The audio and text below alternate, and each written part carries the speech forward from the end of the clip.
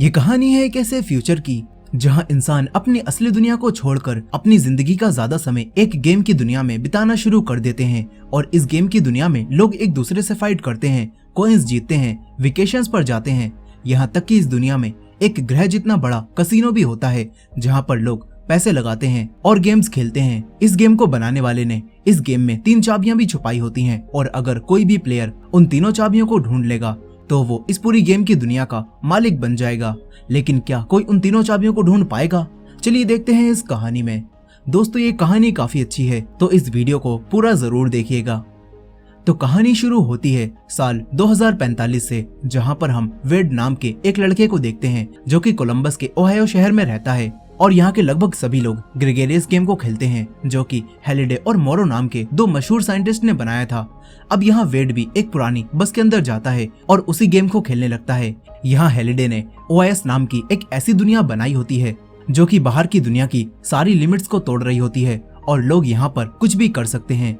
अब क्योंकि ये एक गेम होता है तो इसे खेलने वाला हर प्लेयर अपने मन के हिसाब से अपने अवतार को भी चुन सकता है, चाहे वो कैसा भी हो और कोई भी हो। साथ ही जो भी प्लेयर इस गेम को खेलता है तो उसकी असलियत यानी कि उसकी असली पहचान और उसका असली नाम उसके बारे में किसी को कुछ भी पता नहीं चलता। अब हम इस गेम में वेड को भी देखते हैं जो कि गेम में आकर अपने अवतार का रूप ले लेता है और वेड के अवतार का नाम पर्जिवल होता है। यहाँ अब वेड यानी कि पर्जिवल गेम में बने हुए अपने सबसे अच्छे दोस्त एच को ढूंढता है। वेड एच से इसी दुनिया में मिला होता है और असली दुनिया में एच कौन है और कहाँ पर है इसके बारे में वेड को कुछ भी नहीं पता।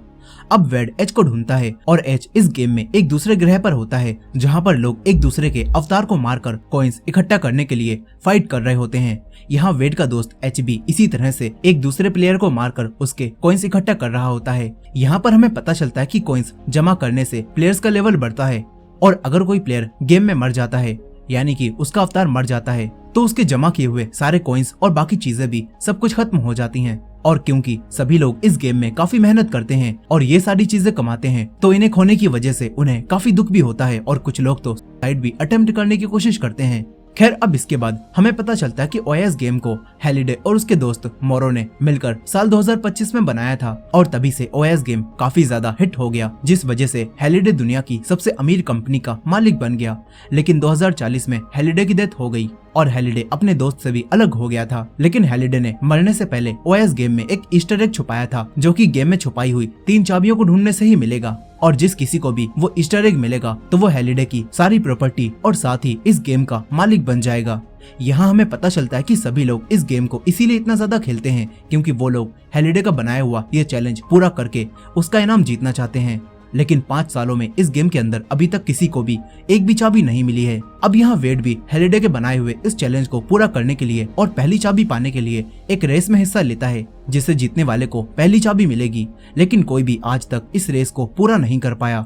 अब यहाँ पर हम एक दूसरी कंपनी IOI को भी देखते हैं जिसके कुछ प्लेयर्स इस रेस में हिस्सा लेते हैं क्योंकि IOI कंपनी भी इस चैलेंज को जीतकर दुनिया की सबसे बड़ी कंपनी बनना चाहती थी। अब इसके बाद हम इस कंपनी के मालिक को भी देखते हैं जिसका नाम नोलन होता है। इसके बाद रेस शुरू होती है और सभी लोग एक दूसरे को मारते हुए आगे बढ़ने लगते हैं। तभी वेड एक लड़की को देखता है जो रेस में काफी तेजी से आगे बढ़ रही थी। यहाँ अब वेड भी कॉइंस को इकट्ठा करता हुआ आगे बढ़ता रहता है। लेकिन अब जैसे जैसे प्लेयर्स इस रेस में आगे बढ़ते हैं तो वैसे वैसे ये रेस भी और मुश्किल होती जाती है और साथ ही इन प्लेयर्स को रोकने के लिए यहाँ पर कॉन्ग भी आ जाता है और एच और बाकी लोगों की गाड़ियों को तोड़ देता है। यहाँ वो लड़की और वेड किसी तरह से कॉन्ग से बचते हुए आगे बढ़ने लगते हैं। लेकिन तभी कॉन्ग वेड की कार के सामने आ जाता है और ये देखकर वेड रुक जाता है। तभी वेड की नजर उस लड़की पर जाती है जो अपनी बाइक को लेकर तेजी से आगे बढ़ रही थी। ये देखकर वेड उस लड़की को बचाने के लिए तुरंत ही उसे उसकी बाइक से धक्का देता है और तभी कॉन्ग उस लड़की की बाइक को पकड़ता है और तोड़ देता है। वेड ने इस लड़की की जान तो बचा ली थी लेकिन अब इस लड़की की बाइक खराब हो गई होती है। इसी वजह से वेड इससे दोस्ती करता है और इस लड़की की बाइक को ठीक करने के लिए इसे अपने साथ अपने दोस्त एच के गैराज में ले आता है। यहाँ पर एच एक काफी बड़ा रोबोट भी बना रहा होता है। अब यहाँ एच इस लड़की की बाइक को ठीक करने लगता है। यहाँ वो लड़की वेड को अपने अवतार का नाम आर्टेमिस बताती है। फिर वेड और आर्टेमिस हेलिडे के बारे में काफी सारी बातें करने लगते हैं। इसके बाद आर्टेमिस अपनी बाइक को लेकर यहाँ से चली जाती है। यही वेड भी अब गेम की दुनिया से बाहर निकलता है और अपने घर वापस आ जाता है। यहाँ वेड अपनी आंटी के साथ रह रहा होता है क्योंकि बचपन में ही उसने अपने पेरेंट्स को खो दिया था। अब यहाँ वेड का अंकल खराब ग्लव्स होने की वजह से ओएस में हार जाता है और वो अपना गुस्सा वेड पर निकालने लगता है। तभी यहाँ पर वेड की आंटी एलिस आती हैं और इन दोनों का झगड़ा शांत करा देती हैं। वो आदमी को काफी उल्टा सीधा बोलती हैं और एक दूसरे रूम में भेज देती हैं। यहाँ वेड भी इस सब से काफी उदास हो जाता है। अब इसके बाद रात में वेड फिर से हेलिडे के इसी चैलेंज के बारे में सोच रहा होता है। फिर अगले दिन वेड फिर से ओएस में एंटर करता है और हेलिडे की सही यादों को जानने के लिए गेम में बनी हुई एक लाइब्रेरी में जाता है, जहाँ पर उसे क्यूरेटर मिलता है। यहाँ अब वेड हेलिडे की इस गेम को बनाने के बाद की काफी सारी वीडियोस देखता है। तभी हेलिडे अपनी एक वीडियो में कहता है कि हमें कभी कभार जिंदगी में पीछे भी चलना चाहिए, जितना तेज हम चल सकते हैं हमें उतना तेज पीछे चलना चाहिए। ये सुनकर अब वेड समझ जाता है कि पहली चाबी को पाने के लिए और रेस को जीतने के लिए इन्हें रेस में आगे नहीं बल्कि पीछे की तरफ जाना होगा। और ये जानकर अब वेड एक बार फिर से रेस में जाता है और अपनी कार को पीछे की तरफ ले जाने लगता है। उसे ऐसा करते हुए आर्टिमस भी देख लेती है। यहाँ अब वेड अपनी कार को काफी तेजी से उल्टा चलाने लगता है और उसके सामने उसे रोकने वाला कोई भी खतरा नहीं आता। साथ ही अब वेड इस रेस की फिनिश लाइन तक पहुंच जाता है और कोंग भी उसे नहीं रोक पाता। अब जैसे ही वेड इस रेस को खत्म करता है तो तभी उसके सामने हेलिडे का अवतार एरोनेक आ जाता है। यहाँ एरोनेक वेड को रेस जीतने के लिए पहली चाबी देता है और साथ ही उसे दूसरी चाबी को पाने का क्लू भी देता है। अब यहाँ वेड के पहले चैलेंज को जीतने से सभी लोग काफी हैरान रह जाते हैं। यही नोलन की कंपनी के इन्वेस्टर भी नोलन को काफी सुनाने लगते हैं, क्योंकि नोलन काफी पैसे खर्च करने के बाद भी पहले चैलेंज को जीत नहीं पाया था। अब यहाँ नोलन इन सभी लोगों को सारी बात समझाता है और कहता है कि अगर हम लोग ओएस के चैलेंज को जीत गए तो हमें ओएस गेम का कंट्रोल मिल जाएगा और फिर हम लोग सभी प्लेयर्स को महंगे रेट्स में सामान बेचेंगे और काफी सारे पैसे कमाएंगे। इस तरफ अब वेड चाबी और 1 लाख कॉइन जीतने से काफी खुश होता है। वेड उन कॉइन से काफी सारी चीजें खरीदता है, जिसमें एक क्यूब और एक ग्रेनेड भी शामिल होते हैं। इस तरफ अब नोलन भी गेम के अंदर एंटर करता है और गेम में मौजूद अपने एक दोस्त आइरोक के पास जाता है, जिसका अवतार देखने में काफी ज्यादा खतरनाक था। यहाँ आइरोक नोलन को एक ऑर्ब देता है, जिसके आगे अगर एक मंत्र बोला जाए तो वो ऑर्ब एक बहुत ही पावरफुल शील्ड बना देगा, जिसे तोड़ पाना बहुत मुश्किल है। अब यहाँ नोलन आइरोक से वेड के अवतार यानी कि पर्सिबल को खत्म कर देने के लिए बोलता है। इस तरफ अब वेड को देखकर आर्टिमस भी दूसरे नंबर पर रेस को क्लियर करती है और उसे भी दूसरी चाबी का क्लू मिल जाता है। यहीं वेड के बताने पर उसके बाकी दोस्त यानी कि एच, डाइटो और शो भी इस रेस को क्लियर कर लेते हैं। फिर यहाँ वेड और बाकी सभी लोग दूसरी चाबी के क्लू को सुलझाने की कोशिश करते हैं और ये पता लगाने लगते हैं कि दूसरी चाबी इन्हें कहाँ पर मिलेगी।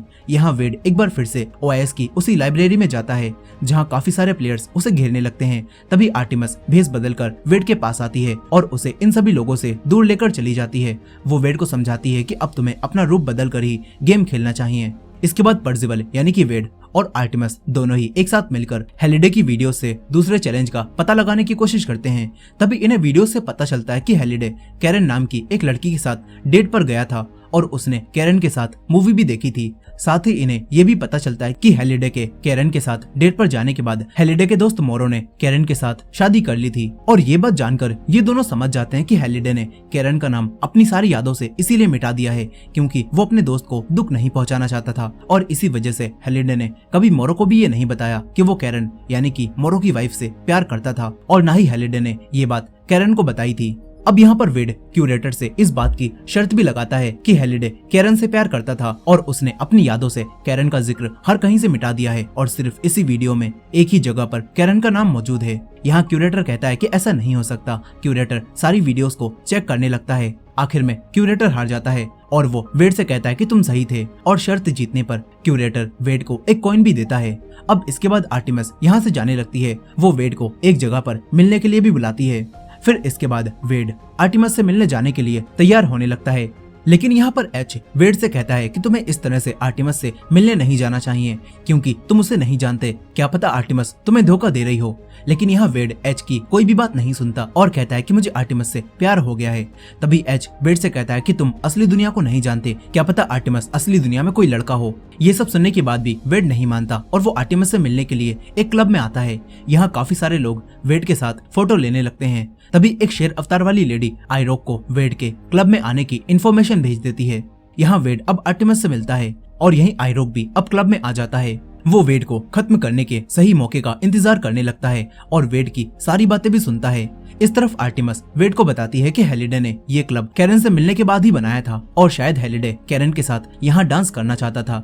इसी वजह से वेड और आर्टिमस दोनों इस क्लब में डांस करके फ्लोर पर छलांग लगाने लगते हैं और हवा में उड़ते हुए डांस करने लगते हैं ताकि इन्हें वो चैलेंज मिल जाए जिसे पूरा करके ये लोग दूसरी चाबी पा सकें। तभी यहाँ पर वेड आर्टिमस से एक बार असली दुनिया में मिलने के लिए बोलता है और उससे कहता है कि मुझे तुम पसंद हो। लेकिन ये सुनते ही आर्टिमस वेड से कहती है कि मैं असलियत में ऐसी नहीं दिखती। लेकिन वेड उसके प्यार में पागल हो चुका था। वेड आर्टिमस से उसका असली नाम पूछता है। इस पर आर्टिमस उसे अपना असली नाम बताने से मना करने लगती है। लेकिन तभी यहाँ पर वेड आर्टिमस से कहता है कि मेरा नाम असली दुनिया में वेड है और ये बात आइरोक भी सुन लेता है। यहाँ अब आर्टिमस वेड को ऐसा करने से मना कर रही होती है और तभी यहाँ पर IOI के प्लेयर्स इन दोनों पर हमला करने आ जाते हैं। यहाँ आर्टिमस वेड से कहती है कि तुम बस मेरे अवतार से ही प्यार करते हो और तुम मुझसे असली दुनिया में प्यार नहीं कर सकते। यहाँ अब वेड और आर्टिमस मिलकर IOI का सामना करने लगते हैं। लेकिन तभी आइरोक इन लोगों पर हमला करता है जिससे वेड का सूट काफी डैमेज हो जाता है।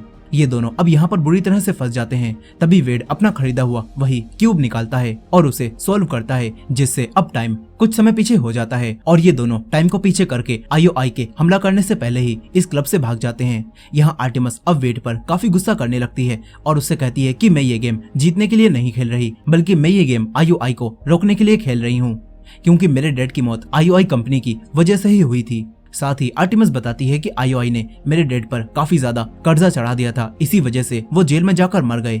इतना बोलकर अब आर्टिमस यहाँ से चली जाती है और इससे अब वेड को भी काफी बुरा लगता है। इस तरफ आइरोक नोलन को पर्सिवल यानी कि वेड का असली नाम वेड बताता है और कहता है कि मैंने हर जगह सर्च किया और मुझे पता चल गया कि ये वेड कौन है और कहाँ पर रहता है। अब ये जानने के बाद नोलन जेंडर नाम की एक लेडी से वेड को असली दुनिया में मार देने के लिए बोलता है। इस तरफ जब वेड OS में दोबारा से जा रहा होता है तो तभी IOI की तरफ से उसे कुछ मैसेज मिलते हैं। वो उन्हें स्टार्ट करता है और होलोग्राम इमेज से असली दुनिया में ही IOI कंपनी में पहुंच जाता है। यहाँ वेड नोलन और एक काफी हाई टेक्नोलॉजी वाली चेयर को देखता है जो नोलन ने गेम खेलने के लिए बनाई होती है।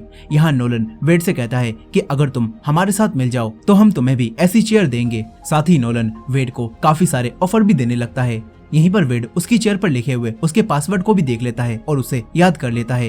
यहीं नोलन वेड को अपने साथ मिलाने के लिए काफी सारे पैसे देता है जो सुनकर वेड हैरान रह जाता है। लेकिन वेड नोलन के साथ टीम बनाने से मना कर देता है और साथ ही नोलन को काफी उल्टा सीधा भी सुनाता है। तभी नोलन को गुस्सा आता है और वो वेड से कहता है कि मुझे पता चल गया है कि तुम्हारा असली नाम वेड है और तुम इस दुनिया में कहां पर रहते हो और मैं अब तुम्हारे घर को बम से उड़ाने वाला हूँ। ये बात सुनकर वेड तुरंत ही बस से बाहर निकलता है और अपनी आंट एलिस को बचाने के लिए जाने लगता है। लेकिन वेड अपने घर तक पहुँच पाता इससे पहले ही वहाँ पर बम ब्लास्ट हो जाता है जिसमें सब कुछ तबाह हो जाता है और इससे एलिस और उसका बॉयफ्रेंड भी मर जाता है जो देखकर वेड काफी दुखी होता है।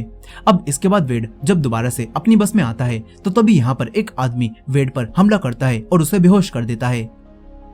फिर जब वेड को होश आता है तो तब उसके सामने एक लड़की बैठी होती है और ये लड़की कोई और नहीं बल्कि आर्टिमस ही होती है जिसका असली नाम समैंथा होता है।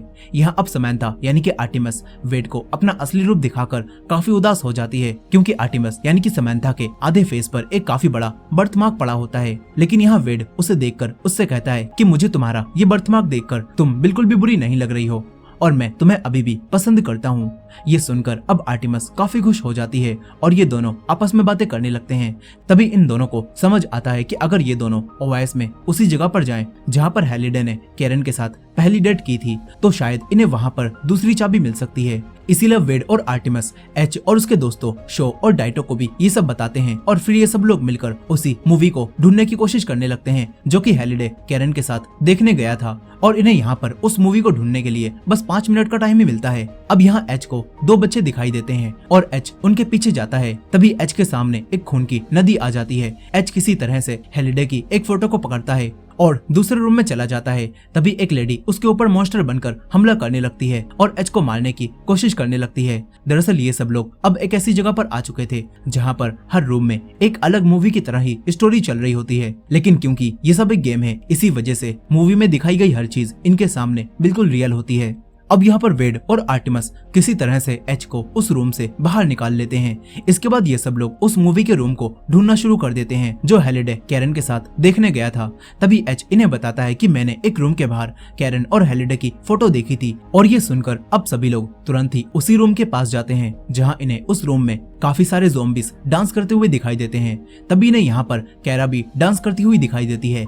केरा को देखकर आर्टिमस तुरंत ही हवा में छलांग लगा देती है और ज़ॉम्बीज को पकड़ पकड़ कर केरा के पास जाने लगती है। यहाँ अब बाकी लोग छलांग नहीं लगा पाते और टाइम खत्म हो जाने की वजह से इस जगह से बाहर निकल जाते हैं।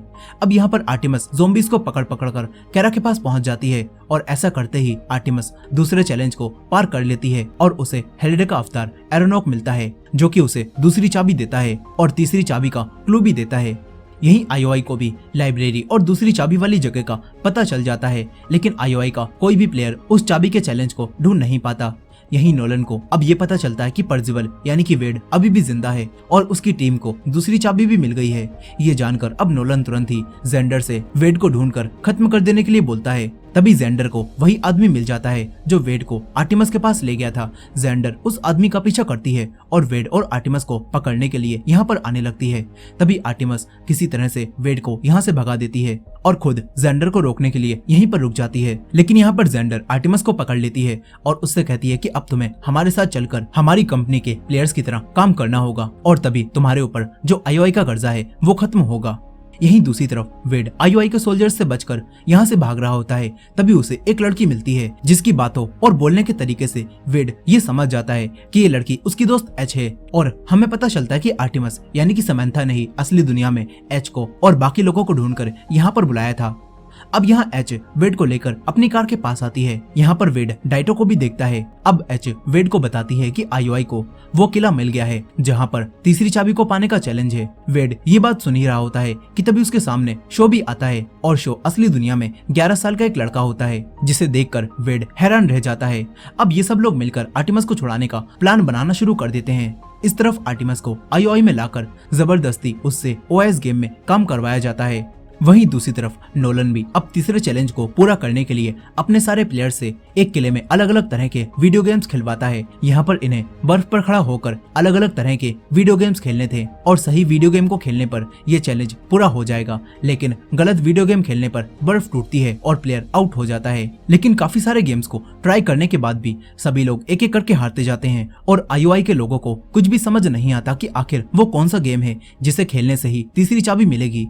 अब इसके बाद यहाँ पर नोलन आइरोक को भी यहाँ बुलाता है और उससे उसी ऑर्ब के सामने मंत्र बोलने के लिए कहता है ताकि इस पूरे किले के ऊपर एक शील्ड आ जाए और कोई भी इन्हें तीसरा चैलेंज जीतने से रोक ना पाए। यहाँ अब आइरोक मंत्र को बोलता है और फिर ऑर्ब की मदद से किले के चारों तरफ एक शील्ड बन जाती है। फिर नोलन गेम से बाहर निकल जाता है, लेकिन तभी वेड और डाइटो उसके सामने आते हैं और उस पर गन पॉइंट करके आर्टिमस यानी कि समंथा का पता पूछते हैं। यहाँ नोलन इन दोनों को देखकर काफी डर जाता है और ये लोग नोलन से आर्टिमस से बात करने का तरीका पूछ लेते हैं। अब यहाँ पर वेड नोलन की लैब से बाहर निकलता है और अपना अवतार पर्जिवल बनता है, जिससे हमें पता चलता है कि एच और वेड ने मिलकर नोलन की उसी रिग को हैक कर लिया है और गेम के अंदर ही एक नकली लैब बना दी है, जिससे नोलन को ऐसा लग रहा है कि वो असली दुनिया में आ चुका है, लेकिन वो अभी तक गेम में ही है। अब यहाँ वेड आर्टिमस से बात करने लगता है। यहाँ आर्टिमस वेड को बताती है कि नोलन ने किले के चारों तरफ एक शील्ड बना दी है। फिर यहाँ पर वेड किसी तरह से आर्टिमस को उसकी रिग से बाहर निकाल देता है और उसे तुरंत ही यहाँ से भागने के लिए बोलता है। लेकिन तभी आर्टिमस वेड से नोलन की उस चेयर का पासवर्ड पूछती है ताकि वो उस ऑर्ब को बंद करने का मंत्र पता कर सके और उस ऑर्ब को बंद करके शील्ड को तोड़ सके। साथ ही आर्टिमस वेड से एक सेना बनाने के लिए भी कहती है और उससे कहती है कि अपनी सेना लेके किले के पास आ जाओ। इस तरफ नोलन ये बात समझ जाता है कि वो जिसे असली दुनिया समझ रहा है वो असल में गेम है और ये जानकर अब नोलन तुरंत ही अपने गेम से बाहर निकल जाता है और अपने सारे सोल्जर से आर्टिमस को ढूंढने के लिए बोलता है। वो समझ चुका था कि आर्टिमस अब तक भाग गई होगी। यहाँ आर्टिमस नोलन की लैब में आ जाती है और उस ऑर्ब को बंद करने वाला मंत्र भी ढूंढ लेती है। यहीं वेड ओएस में लाइव आता है और सभी प्लेयर्स को किले के चारों तरफ बनी हुई शील्ड के बारे में बताता है और सभी प्लेयर से अपने साथ मिलकर आईओआई को हराने के लिए बोलता है। यहीं एच भी अब अपने बनाए हुए रोबोट को एक्टिवेट कर लेता है या फिर कर लेती है और फिर आईओआई के साथ फाइट करने के लिए तैयार हो जाती है। यहाँ ओएस के सभी प्लेयर्स वेड की बात को सुनते हैं और तुरंत ही आईओआई पर हमला करने के लिए वेड के पास आने लगते हैं। फिर वेड के पास एक बड़ी सी सेना हो जाती है, जिसे देखकर नोलन तो हैरान ही रह जाता है। यहाँ अब ये सब लोग आईओआई की सेना पर हमला करने लगते हैं। इस तरफ आर्टिमस भी आईओआई के एक प्लेयर की ड्रेस पहनकर गेम में वापस आ जाती है और ऑर्ब के सामने मंत्र बोलकर उसे बंद कर देती है, जिससे शील्ड हट जाती है और तभी वेड और उसकी सेना आईओआई पर हमला करने लगती है। अब इन दोनों के बीच में एक वॉर शुरू हो जाती है। इस तरफ आर्टिमस भी वेड के पास आती है और उसे बताती है कि आईओआई तीसरे चैलेंज को पूरा करने के लिए एडवेंचर गेम खेल रही है और शायद एडवेंचर गेम को पूरा करने से उन्हें वो तीसरी चाबी मिल जाएगी। अब यही रियल वर्ल्ड में भी जेंडर एच को किसी तरह से ढूंढ लेती है और इनका पीछा करने लगती है। यहाँ गेम में वेड और आर्टिमस काफी अच्छी तरह से आईओआई के प्लेयर्स से फाइट करते हैं और उन्हें खत्म करने लगते हैं। यही नोलन भी अपना मेगा गॉडजिला सूट निकालता है और इन लोगों पर हमला करने लगता है। वो वेड को किले में जाने से रोकता है। तभी डाइटो भी अपने निंजा फाइटर कवच के साथ आता है और नोलन से फाइट करने लगता है। लेकिन अब डाइटो के कवच का टाइम खत्म हो जाता है और डाइटो अपने असली अवतार में आ जाता है। तभी नोलन डाइटो के अवतार को खत्म कर देता है और नोलन वेड की तरफ आने लगता है। लेकिन तभी एच एक बार फिर से नोलन पर हमला करता है और उसे रोकने की कोशिश करने लगता है। तभी आर्टिमस भी नोलन के मेगा गॉडजिला सूट की आंख को तोड़ देती है और उसके सूट के अंदर एक बॉम्ब डाल देती है, जिसके फटने से नोलन का अवतार भी खत्म हो जाता है और नोलन इस गेम से बाहर हो जाता है। यहाँ नोलन अब समझ चुका था कि आर्टिमस अभी भी उसी की कंपनी के अंदर है। इस तरफ वेड और शो किले के अंदर जाने लगते हैं, लेकिन तभी आइरोक इन पर हमला करता है और किले में आने वाले ब्रिज को तोड़ देता है। मगर अब तभी एच यहाँ पर आता है और वो खुद ही एक ब्रिज बन जाता है, जिससे अब ये लोग एच के ऊपर चढ़कर दूसरी तरफ जाने लगते हैं। लेकिन तभी आइरोक एच के हाथ पर गन से शूट करता है और उसे आग में गिराने लगता है। मगर तभी शो आइरोक पर हमला करता है और उसका एक हाथ काट देता है, जिससे आइरोक यहाँ से भाग जाता है। मगर अब एच आग में गिरता है और उसका अवतार यहाँ पर खत्म हो जाता है। फिर इसके बाद वेड ये समझ जाता है कि आर्टिमस असली दुनिया में खतरे में है और नोलन उसे ढूंढ रहा है। इसीलिए वेड आर्टिमस से गेम से लॉग आउट करने के लिए बोलता है और जल्दी से नोलन के पास से भाग जाने के लिए कहता है। लेकिन आर्टिमस वेड की बात मानने से मना करने लगती है और ये देखकर वेड को मजबूरन आर्टिमस को गोली मारनी पड़ती है, जिससे आर्टिमस का अवतार यहाँ पर खत्म हो जाता है और आर्टिमस गेम से बाहर आ जाती है। वो तुरंत ही आईओआई से भाग जाती है। इस तरफ शो और वेड को अब आईओआई के सोल्जर्स घेर लेते हैं। तभी वेड इन पर एक हैंड ग्रेनेड फेंकता है और सभी को एक ही बार में खत्म कर देता है। इसके बाद ये दोनों उस एडवेंचर गेम के पास आते हैं और यहाँ पर आईओआई का एक प्लेयर उस गेम को जीत जाता है। लेकिन फिर भी बर्फ टूटती है और वो आउट हो जाता है और उसे कोई भी चाबी नहीं मिलती। ये देखकर वेड समझ जाता है कि इस गेम को जीतना नहीं है, बल्कि एडवेंचर गेम में एक इनविजिबल डॉट है और उसे ढूंढना होगा। यहाँ अब वेड उस गेम को खेलने जा ही रहा था कि तभी आइरोक और नोलन यहाँ पर आ जाते हैं और यहाँ नोलन वेड से उसकी सारी चाबियां मांगने लगता है। लेकिन वेड नोलन को चाबी देने से मना करता है। तभी नोलन एक बड़े से वेब बॉम्ब को फोड़ने लगता है और ये देखकर तुरंत ही शो और वेड इन दोनों पर हमला करने लगते हैं और इस बॉम्ब को ब्लास्ट होने से रोकते हैं, क्योंकि अगर ये बॉम्ब ब्लास्ट हो गया तो इस गेम में मौजूद सारे प्लेयर्स एक ही बार में आउट हो जाएंगे। अब यहाँ वेड नोलन को काफी बुरी तरह से पीटता है, लेकिन तभी नोलन के हाथ में फिर से वो वेब बॉम्ब लग जाता है और नोलन उसे ब्लास्ट कर देता है, जिसके ब्लास्ट होने से काफी दूर तक वेब निकलती हैं और गेम में मौजूद सारे प्लेयर्स मर जाते हैं और इस तरह ओआईएस गेम में अब कोई भी नहीं बचता। लेकिन तभी हम वेड को देखते हैं, जिसका अवतार पर्सिवल गेम में अभी भी जिंदा होता है। तभी वेड अपनी जेब में रखे हुए उसी कॉइन को देखता है जिस पर एक्स्ट्रा लाइफ लिखा होता है और ये कॉइन वही होता है जो कि क्यूरेटर ने उसे दिया था, जो देखकर वेड समझ जाता है कि क्यूरेटर ने उसे इस गेम में एक एक्स्ट्रा लाइफ दी थी। अब असली दुनिया में नोलन भी वेड को गेम में जिंदा देखकर हैरान रह जाता है।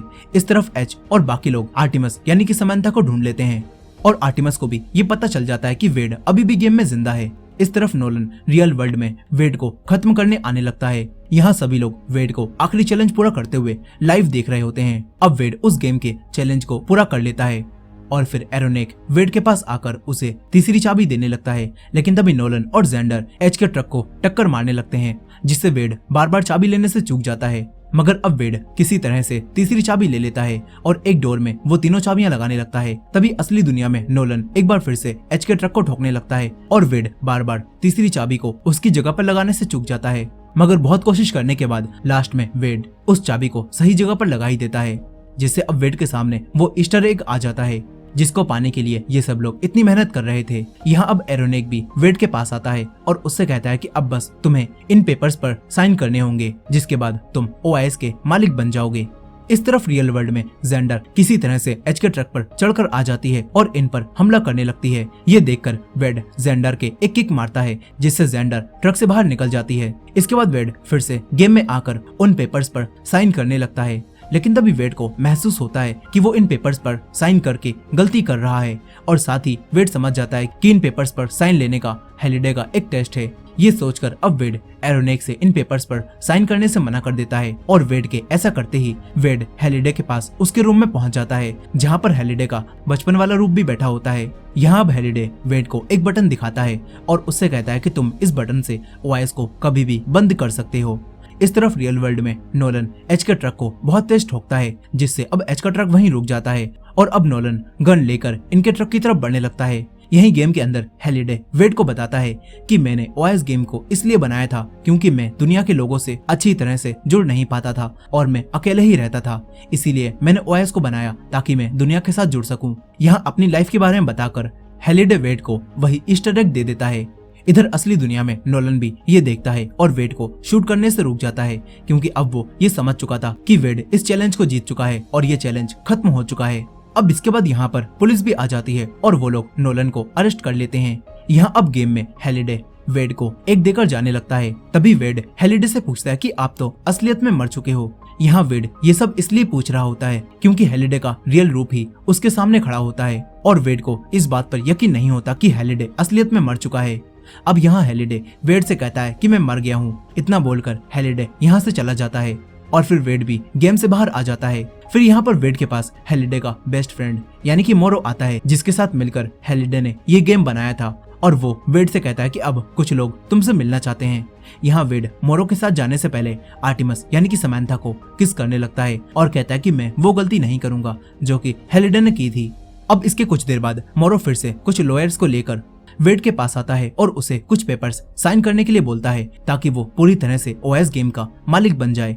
लेकिन यहाँ पर वेड अकेला मालिक बनने से मना कर देता है और अपनी टीम के साथ मिलकर ओएस को चलाने के लिए कहता है, जो सुनकर मोरो को भी काफी खुशी होती है। यहाँ वेड अब अपने साथियों के साथ ट्रक से बाहर निकलता है, जहाँ सभी लोग इन्हें देखकर काफी खुश होते हैं। यही नोलन और जेंडर को भी पुलिस पकड़कर ले जाती है।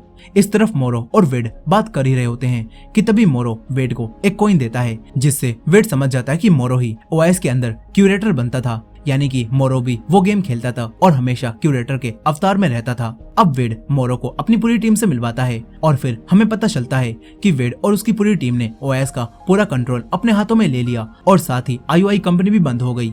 अब मूवी के आखिर में हम वेड और समंथा को एक साथ देखते हैं, जो कि काफी खुश होते हैं और इन्होंने ये फैसला किया होता है कि ये लोग हफ्ते में 2 दिनों के लिए ओएस को बंद रखेंगे ताकि इंसान असली दुनिया में भी एक दूसरे से जुड़ सकें और इस गेम को बनाने का मकसद भी पूरा हो जाए।